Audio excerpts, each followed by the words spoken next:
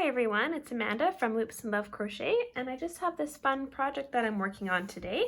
I'm making a Tapestry Crochet or Intarsia Crochet pillow cover, and it's going to spell out the word happy. So I've done my grid here and planned that all out, and just kind of keeping track of my progress here and which way the different rows go to keep myself straight here.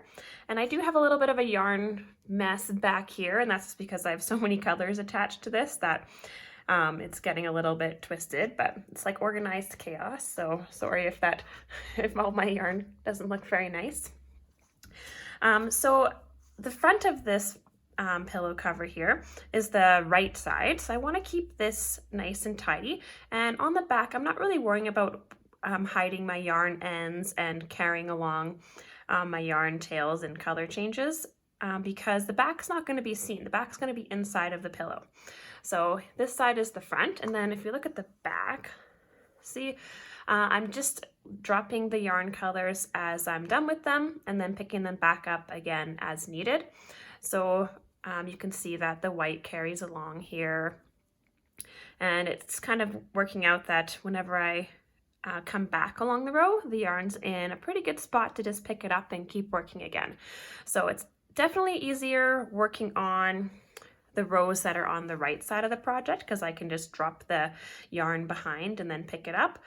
When you're working on the back, you need to make sure that you're dropping the yarn colors towards you so that they're not seen on the front. And I'm not carrying along, as I said, I'm not carrying the yarn along with me, so I don't have to worry about being able to see the different bright colors through the stitches of white yarn. So let's get started. The first row that I'm going to do here is going to be a right side row. I twisted this so many times, I'm just turning it around. There we go. It's going to be a right side row, so we're going to work back along this way here. And as you see on my graph here, the row we're going to be working on is row 19. So that's going to be going along here. And then I'll also do a row on the wrong side so that you can see how that works for dropping your yarn.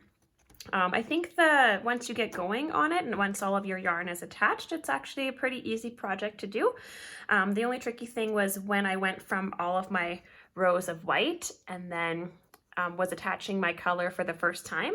The first color row was a wrong side row, so I had to just remember to keep dropping the yarn ends towards me as I was attaching each new yarn. All right, so we'll get started here. So I have already done my chain one, and actually no, I didn't do my chain one, or it might have come out in all of the twisting. I'm going to chain one here and then turn, and then I'll be ready to work on this side here. And I'm just going to single crochet just right along until I get to my first color change here.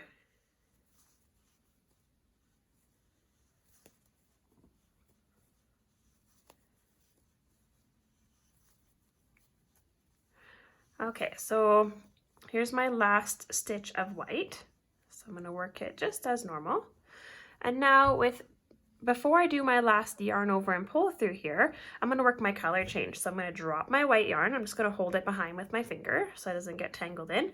And then I'm going to pick up my orange and then yarn over and pull through with my orange.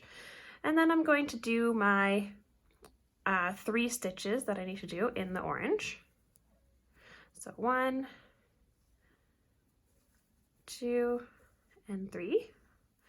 And now I'm going to be switching back to white. So whenever you are switching colors, work the last stitch of the first color right up until the last yarn over, and then you're going to yarn over and do the last yarn over in the new color. So I'm going to drop this orange behind, and I'll pick up the white again, do the last yarn over and pull through, and I'm just going to pull this orange tail down a little bit. And then I'll keep working all the way across, and I'm not carrying the yarn, I just left it hanging there behind.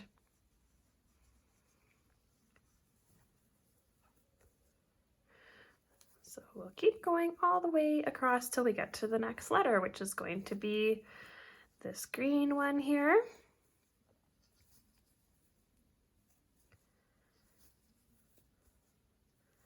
Okay, here's the last stitch of white again. So you're just doing my single crochet as normal up until the last yarn over, and then I'm going to drop my white yarn, pick up the green, yarn over, pull through, and now I'm going to work in green for my 3 green stitches.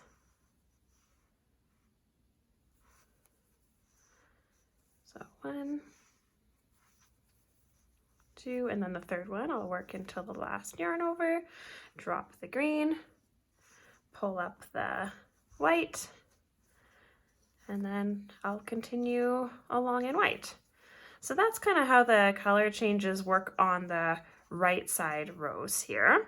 So I'm gonna go ahead and finish off the rest of this right side row, and then I'll show you how it works when you're working on the wrong side. Okay, so I'll just be right back when I'm finished the right side row here. Okay, so I finished off that row here. So now we're going to be working on the wrong side. And when you flip the yarn, and I kind of already just pre-arranged this off camera, when you flip your project over, you'll have to kind of swap all of your yarn balls so that they're all in the right spot, because instead of the pink being on this side as it was in the last round, now it has to be accessible from this side, and it just kind of helps you keep your yarn from getting twisted. I know that you can make a whole bunch of separate little balls or bobbins of yarn so that it's easier to switch them. I'm just working from the actual ball or skein of yarn, so just an idea there. So now I'm going to be working on the wrong side. I'm going to be coming back along here, row 20, and I'm going to be working all the way along here. So it looks like it's the first part forming the middle of the letters here, and we'll just be going all the way along here. And again, because I'm working on the back, I'm not really concerned with what all of the yarn ends look like. It's because you won't be able to see them from the front. They'll be inside the pillow hiding. Okay, so I'm just going to get my crochet hook inside of here. I don't know what I did when I turned that. There. And I'm using a 4mm crochet hook here. Okay. So I'm going to work my white stitches here.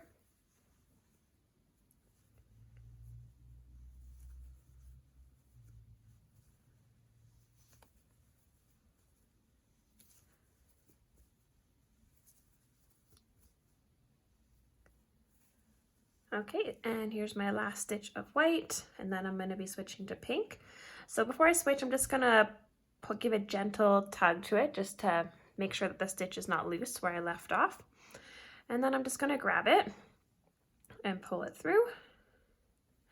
Actually, before I do that, I'm making sure that, okay, so I'm going to do my last single crochet in white up to the last yarn over. I'm going to drop the white in front, and I'll just hold it with my thumb for a sec here. And then I'm going to yarn over and pull through with the pink, and then I'll do the pink stitches.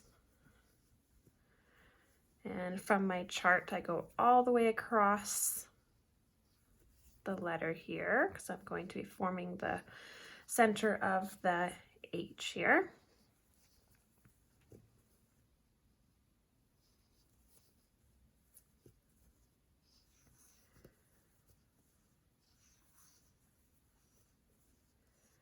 Okay, there's my last stitch. So right up to the last yarn over, and then I'm dropping the pink in front, and I'm going to bring my white back. I'll just hold the pink, and then I'm just going to yarn over, pull through with my white there, and then I can work my white stitches, which is just 2 of them. Up to the last yarn over, drop the white, find the blue, give it a gentle tug, You don't want to pull too tight because then your letters will start to pull inwards. There we go. I'm working all the way across the bottom of the A here actually, so I don't have to switch again quite yet.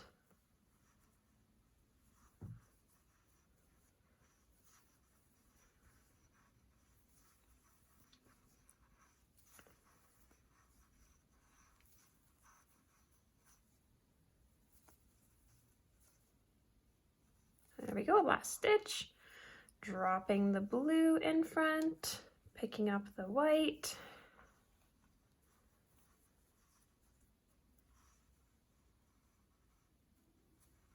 There we go. And then we're just going to continue on until we get to the next color. So that's kind of what it looks like when you're working the back of on the wrong side here. When you're working on a project in Tapestry Crochet or Intarsia Crochet where you don't need both sides to be neat and tidy. So if you're working on maybe a flat project like a pot holder or something where you're putting two pieces together and you're not going to see the inside part, that's when you can just kind of drop the yarn and not worry about having to hide it inside, because sometimes it's hard to neatly hide your yarn colors in between. Sometimes you can see them from the front, so this way you don't have to worry about it. So there we go.